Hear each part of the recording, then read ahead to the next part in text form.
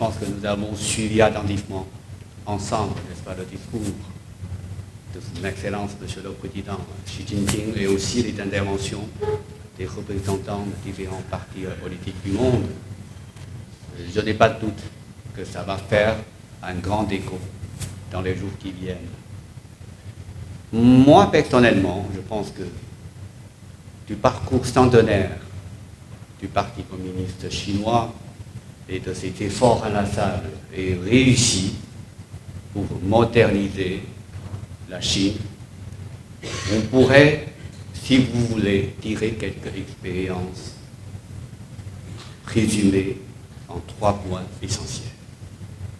Premièrement, rien n'est impossible. Si la Chine a pu, en quelques décennies, se transformer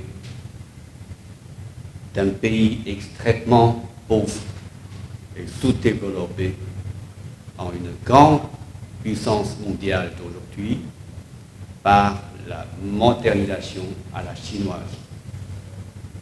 Et pourquoi pas les autres, qui avaient la même situation dans l'histoire. Et si le siècle d'Asie est déjà devenu le présent, entrevu autrefois comme un avenir, mais pourquoi pas le siècle d'Afrique au lendemain. Devant les challenges de toutes sortes,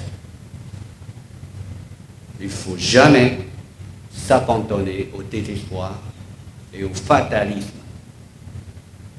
Il faut y croire et lutter avec détermination et action.